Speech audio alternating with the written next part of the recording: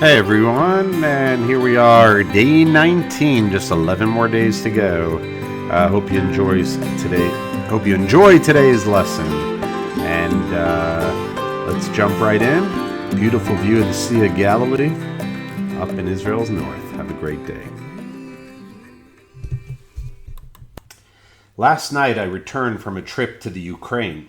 I was there with about 20 other people, visiting the graves of some of the most famous Jewish sages from the last about 400 or 500 years. We stopped in a town called Berdichev, and we went to the cemetery where the very famous Rabbi Levi Isaac of Berdichev is buried.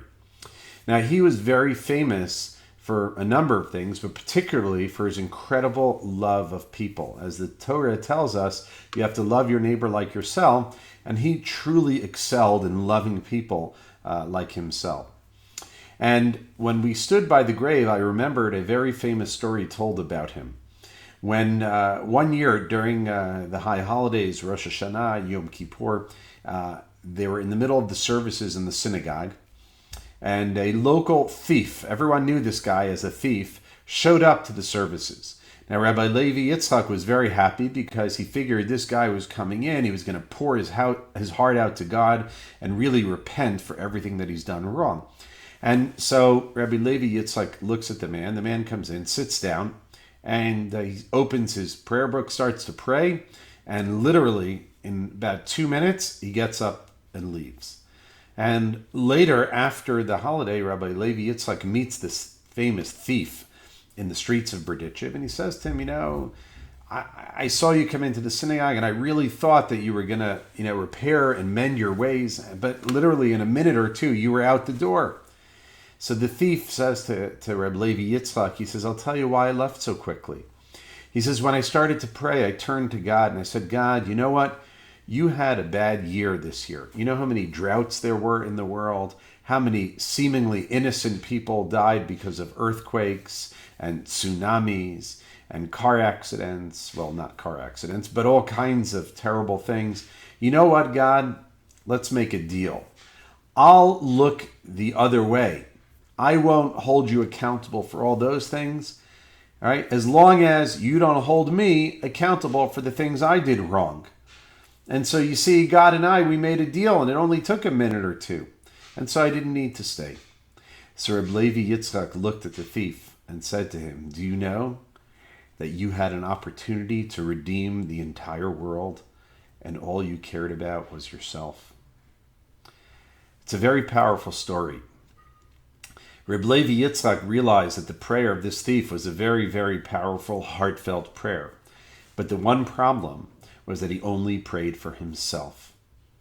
And so the Talmud tells us a very important saying. It says, whoever prays on behalf of his friend, hu ne'enet tchila, he will be answered first.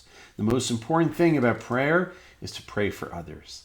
And it's not saying it in a way that's a gimmick, where a person says, you know what, I want God to answer my prayers. I need all kinds of stuff. And the way I'm going to do it is I can, quote unquote, I can trick God by praying for others. That's not what it means. What it means is that a person has to put as a priority loving people.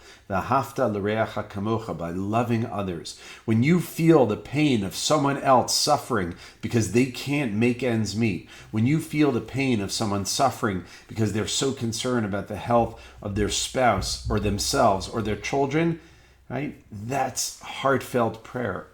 When you feel the pain of someone else because they are so concerned that their children are not, their children need help with whatever, right? You pray for them and you love them, that's heartfelt prayer. So a person that expresses love for others, God looks at you and says, you know what? That kind of person is the one that I can answer first. So if you want your prayers answered, start by loving people. Love them so much that you can't help but pray for them. And that's the secret to getting your tefillot, your prayers, answered. So here's the exercise. Try to close your eyes and think about your neighbor or your friend or your cousin or your spouse that needs something so badly. And try, as a mental exercise, think about how would you feel How does it physically make you feel when you don't have enough money? Feel that knot in your stomach, right? That feeling of stress and pressure and tension. Maybe that's what they feel, and try to relate to that and think about how much you would want them to pray for you. And now pray for them as deeply and as passionately as you can, not as a gimmick, but because you truly love them and feel another person's pain.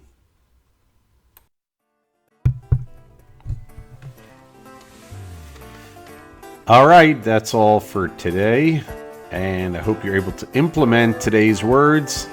Wishing you a wonderful day and the deepest blessings from the Holy Land of Israel as we say goodbye with the music of Rabbi Shlomo Katz.